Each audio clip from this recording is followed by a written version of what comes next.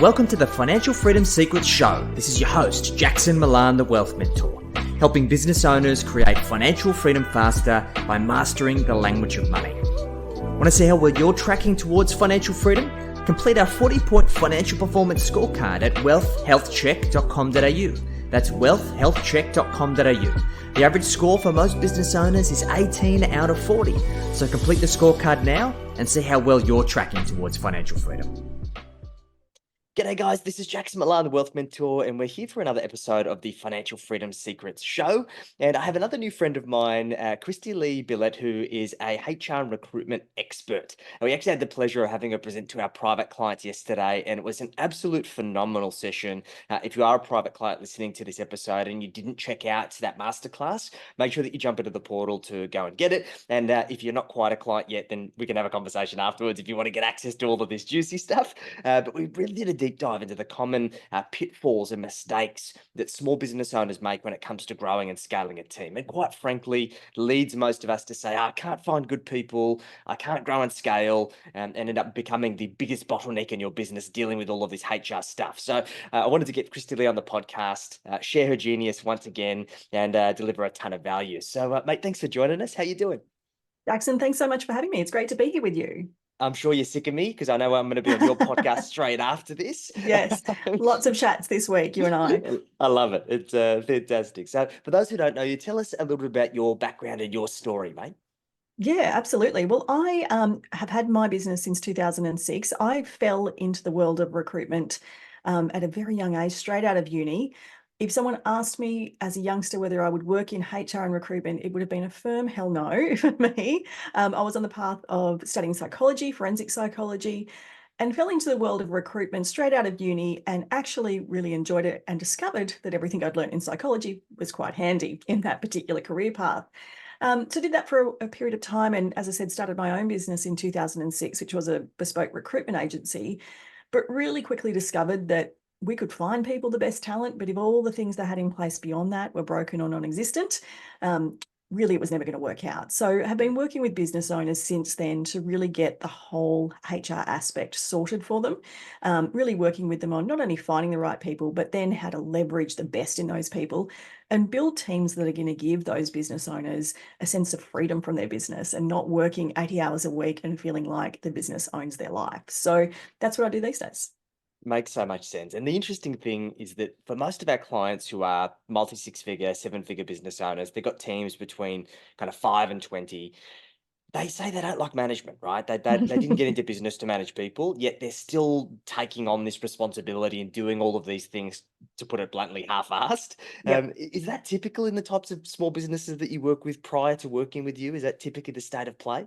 Yeah, absolutely. I would say that most of the business owners I start working with would say that people management is the number one thing they hate in their business.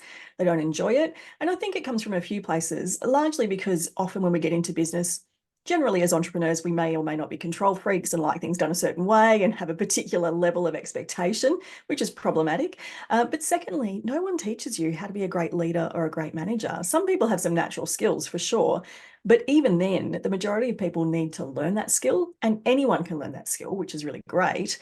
But no one thinks to invest time, energy, even money into developing their leadership skills, especially as business owners. And I think we have this tendency to assume that it should come naturally to us, and it doesn't. And that's totally fine. And it is a skill we need to develop, just like all the other skills we have to develop when we're running a business.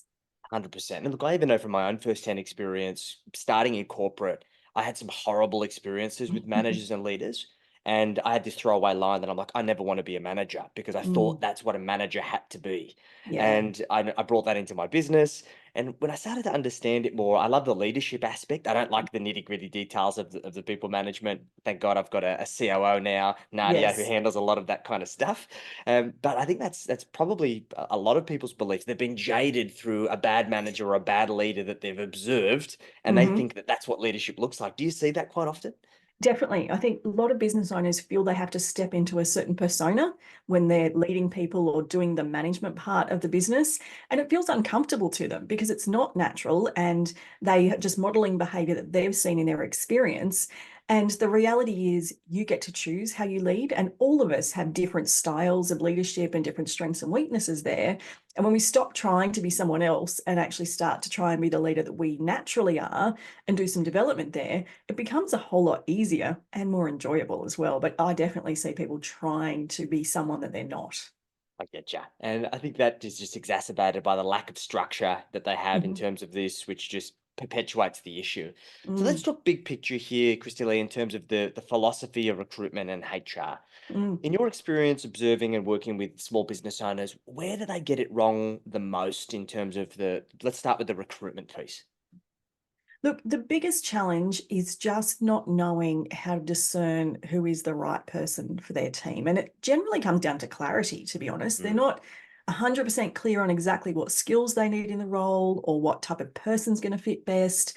And without that clarity, when you then go to the market and say, hey, we're looking to hire someone, you're going to get all sorts of people apply, which makes it then really difficult to whittle that down to who the right person is for the role. So I think clarity is a real issue, and being clear about what you need in the role and in the person, and then knowing how to then look at people to see whether they do have those skills. Because I think our tendency as human beings generally is to want to see the best in people and to sort of pull out the best in people. And so we look for opportunities where this person would be great for our team, mm. rather than looking at, does this person fit the exact criteria that I need? And so we end up, as a result, making hiring decisions that aren't perfect for the business, and that has a real flow-on effect, whether they become toxic or negative, or it's a cultural issue, or it's a skills issue. They're never going to work out long term. And then we end up chasing our tail, or we end up with that yo-yoing situation where the team grows a bit, then shrinks a bit. And it feels like a cycle we can kind of never get out of. So I think with the recruitment piece, it's the key issue is we hire the wrong people, but there's a whole range of back issues there around not being clear about what we need, not knowing how to sort of do that recruitment piece well, how to interview effectively, what checks and measures to do to make sure we get it right as well. It makes so much sense. And I remember when I first started my business, that was my recurring mistake. I would Mm. hire good people and then create a role for them, as opposed to getting clear on the role that I Yeah. needed in the business and then finding the perfect person to fit. Yeah. And I think it just comes down to we see the potential in people, right? And I think Yeah. particularly when you are an entrepreneur, I certainly see I see things for their potential and what they could be. And in some cases, you end up with these kind of fixer-upper projects, Yeah. so to speak. And, That happens a and lot. like, yeah, it makes me feel a little bit better for all of my past mistakes. Yeah. So, what's the first step? Like, how do you ensure that you get clear on what the business actually needs in the next hire before you actually go to market? Yeah, that's a great question. It's about stepping away and taking a bit of a time, or at least a moment, to get sort of clear and to really think about the business structure. So I start at a structural level when I'm doing that initial planning. And sometimes as we grow our businesses, we tend to, and I said this term yesterday to your group, Frankenstein the team together, not very well intentionally, but just a bit of this and a bit of that and kind of gluing it together, and that creates problems. So the best place to start is actually to start thinking about, what does the ideal structure for my business look like? What sort of resources do I need? And that applies whether you're hiring your first VA or you're up to your 50th team member. If you don't have that right sort of planned structure, you're going to end up hiring again a sort of mismatched role. It may be the right skill set, but it may not just fit perfectly. So taking a zoom out, an exercise that I often recommend is one I call the clean slate exercise. It's purely an exercise in planning out your ideal structure, but it does involve taking a moment to think, well, if I got to start again, what would the ideal structure look like? So you can actually start building towards that. And that's where I always begin, because then the roles become really clear doing that exercise. It makes so much sense. And it's interesting. Our experience around hiring shifted when we started doing an exercise like this. We Yes. created our current organizational chart so we could see exactly what seat everyone was on the bus. Mm-hmm. We worked out whether they were on the right seat of the bus or whether they should Yes. be on the bus in the first place. Mm-hmm. And then we started creating a forecasted org chart of, okay, what are the roles that we're going to need based on the growth that Yeah. we want to facilitate and the outcomes that we want in our business.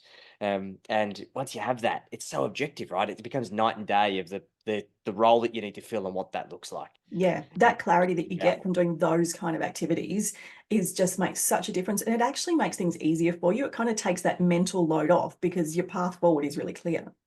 Makes sense.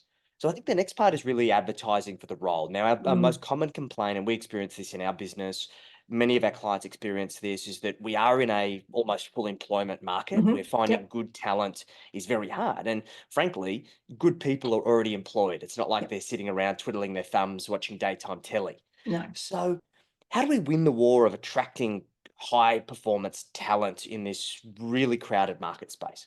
It is. It's really tough. I mean, there's good news on the horizon. We're expecting a little shift in that in 2024, but right now it is tough. And I got this experience firsthand when I actually started my career in recruitment, because I started recruiting in Sydney at the time that the Olympics were about to be on in Sydney. You Okay. could not have had a tighter recruitment market if you tried at that moment. And we're seeing something very similar now, where unemployment rates are very low and anyone who's any good is employed. So you really need to make a case for them to join your team. And the way I see it is recruitment and seeking staff is a marketing activity. Just Mm, like you go to the market to get new customers and you spend hours and thousands of dollars on creating the best possible website and best possible marketing collateral, we all think that's a no-brainer in business and we invest heavily there, but we don't treat our recruitment campaigns the same. We think just like a very average ad on our socials or on LinkedIn or on Seek or any of the job boards is enough. And in this market, it's absolutely not enough. In fact, you're basically throwing money at the wall by doing it that way. So you've got to create basically a marketing campaign with your recruitment advertising. You've got to put content out there that is appealing, that is attracting the right people. You've got to be really clear on who you're trying to attract as well. You'll be very targeted. And you've got to create a reason for them to even apply or even come and chat to you. And mm, that's about really understanding what your business can offer the best employee as opposed to your competition. And the good news is it's not all about salary these days. Salaries are still important. And yes, they're being pushed high because of inflation and lots of other issues. But it's about more than that. And a lot of employees actually would prefer to work for small business than larger businesses because they can contribute more. And also, they want to be somewhere that they can feel they can make a difference and be part of something bigger. And small businesses are generally much better at offering that opportunity. So you've got to be able to craft a message that tells your perfect candidate that, hey, this is what we're all about. And if you can tell them, show them visually, video, all that kind of content is really appealing. So really changing up how we think about our hiring campaigns is the key. makes a lot of sense. And I guess one of my biggest bugbears, because I look on these platforms, Seek and Indeed and whatnot, just to see what our competitors are Yeah. advertising. And there's so many cliches in terms of these job ads, right? That we've got great culture and do you want a fun and vibrant environment to work in where we work hard and play hard and all of these just Yeah. throwaway lines that everyone uses. Yeah. Is that the way to do it, or is there a better way to position yourself to stand out from the crowd? Oh, look, I think don't use the cliches for sure. I think they're just overrun. And yes, I see a lot of them. Friendly team. Well, I would hope you've got a friendly team. Like it's really obvious stuff. So you want to use language that is true to your business culture because that will actually attract people that want to join that kind of culture. It will also repel people that aren't interested in that culture. So it has a twofold approach. So language is really important, but it's got to be reflective of the truth, because if you put language in there that is not reflective of your culture, they're going to turn up for the interview and think, where even am I? So definitely language is important. I love to use visuals and video content as well to show, not tell, because we've all had the experience where we've read something, whether it's on an advertisement or in a job ad or anywhere else, and then the reality is not quite the same as what the words are telling us. If you can visually show your team in your advertising or on your careers page on your website, it gives people a sense of your culture. And that's really handy in helping them connect, because you do want to make the process sticky. And even better than that is really creative use of video content. And I've seen some businesses do this brilliantly well on their website, where they're interviewing some of the team, showing the team working in the warehouse or delivering the product. And it just gives a feel for the culture. And that tells people, these are people like me. I want to work with these kind of people. They're going to be much more invested in their application based on that knowledge. They already feel like they know you. So that kind of content can be really powerful, and not very many people are doing it. So you've got an advantage if you can lean into that. Beautiful. Love it. Fantastic. That's great. So let's assume we've got that down pat. We now start getting into the interview process. Are there any kind of tips that you could provide in terms of how to structure and vet the right people through that interview process?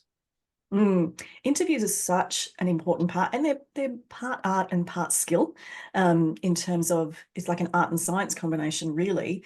But having a really good range of questions is important, and really thinking clearly about why you're asking particular questions, because just like we were discussing earlier, when we're asking interview questions, we're often basing it off our own experience at attending interviews or seeing what others have done.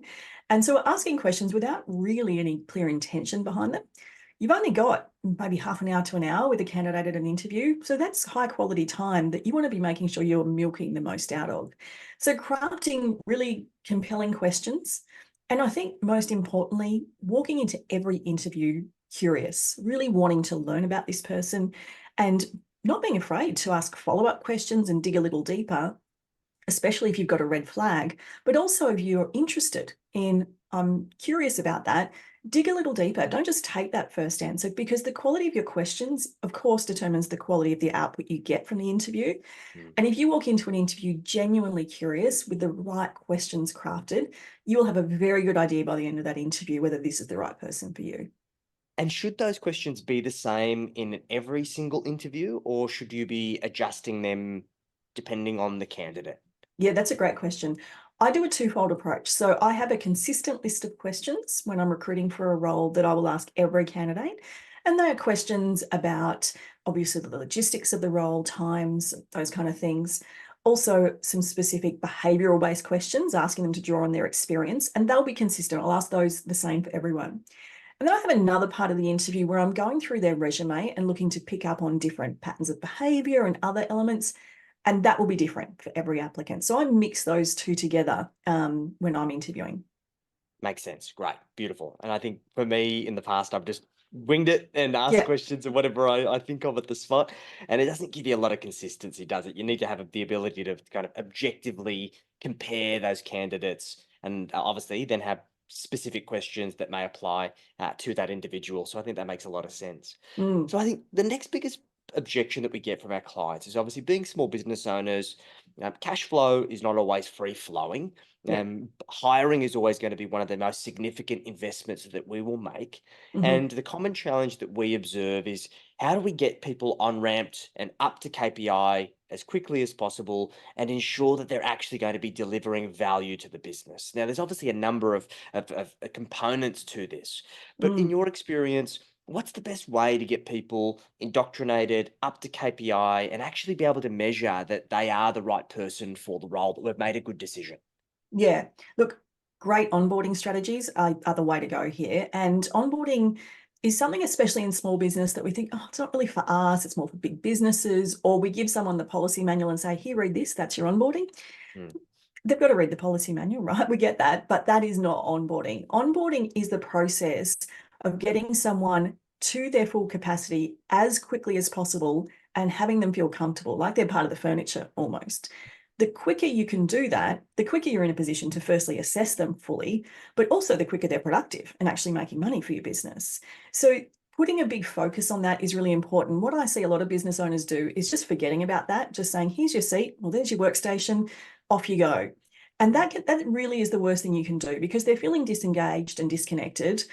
They're going to spend more time faffing about trying to figure out where things are or what to do. And, obviously new to a role, new to a business, maybe not feeling confident to ask questions or seek help.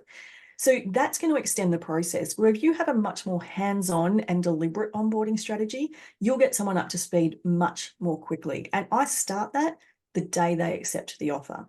Because if they already walk in feeling like they're part of the family and know, okay, I'm going to be starting here, this is what I'm going to be doing, they have some idea what's happening, that alleviates the whole first week of, not really knowing what's going on. So the sooner you can get that bedded in, the better. So they're comfortable with the work environment, they're comfortable with the team and with their role and where it fits in, then they're going to be ready to really start firing. Makes a lot of sense. Fantastic. And I guess the other part to this is that I know I've made this mistake before, and many small business owners have, is that we tend to give underperforming team members the benefit of the doubt for too long. And it's Mm-hmm. only in hindsight that we're like, that person was underperforming. I probably should have moved them on or done something about it sooner. Yeah. So, how do we better objectively assess performance and performance manage to either get people up to the expectation or out of the business if they're not a good fit? Yeah, I think what we do is delay the conversations because they're uncomfortable and because they're a bit tricky to have. And I get it, they're not fun to have, but things are never going to get better on their own if you've got a performance issue.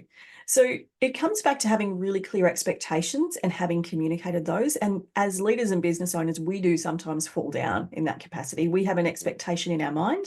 Unfortunately, they can't read our minds. So we need to be explicit in what we expect. A position description is an excellent tool for that, so that there's a clear list of responsibilities and duties and all those kinds of things. Even better is some key performance indicators. If we've got those really clear, then there's no grey area. It is, this is what's expected by this deadline. This is what success looks like. And then we know we can measure directly against that. But a position description is a great place to start. If you don't have that, at the very least, have clearly communicated what your expectations are and have it in writing, ideally. That way you've got a measurement tool and you can assess, at a monthly catch up or at a quarterly review, are we meeting these expectations? I'm a big fan of doing performance reviews quarterly in the current environment because I think a year, which is the old school way of doing it, is too long. It's we can't remember what happened 11 and a half months ago. So our team aren't going to be able to either. So quarterly reviews mean that you're reviewing more often, which can be a great tool, but also use the probationary period for what it's for assessing their suitability for the role. If you take your eyes off that and you need to terminate post probation, it is a lot more difficult. So use that probationary period wisely. You want to set people up for success, but you do want to measure their performance as well and make sure that, provided they've got everything they need to succeed, if they're not succeeding, you may need to performance manage, and nipping it in the bud is a good idea. Right. This is super valuable. And I know this is just stuff that most business owners don't know how to do, don't have a framework for, and just don't address early enough because it is awkward, right? Particularly when you Yes. don't have a structure. So it just exacerbates the issues.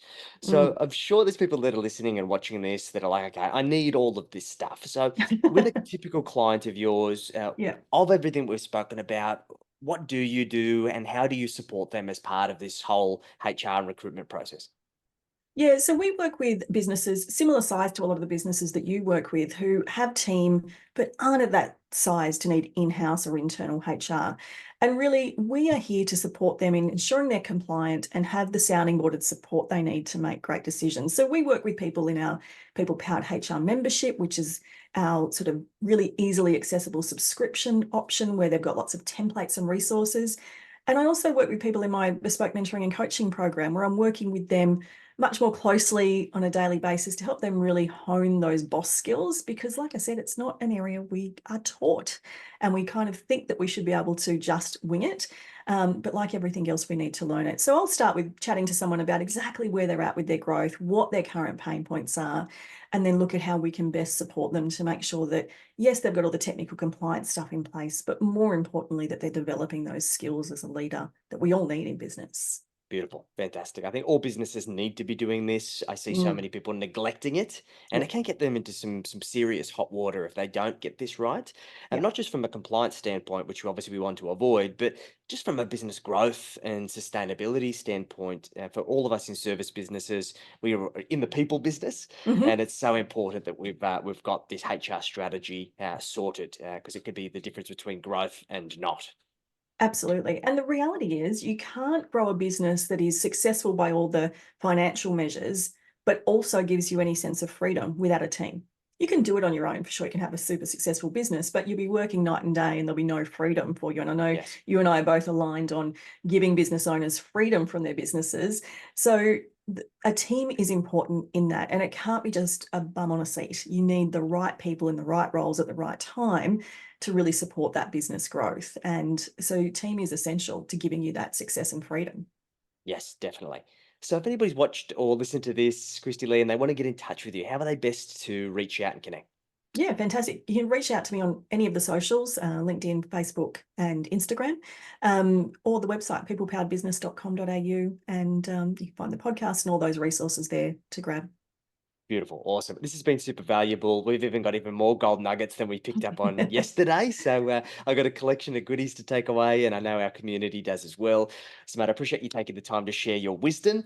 And guys, remember, a good idea in theory remains exactly that, just a good idea until you put it into practice. So take some of these pearls of wisdom, take action on it. And if it's not in your capability, make sure you get support from Kristy-Lee and the team. Reach out, have a conversation, see how they can help, and look forward to catching you again on the next episode. Kristy-Lee, thanks again, and we'll chat to you soon. Thanks so much, Jackson. Great to be with you.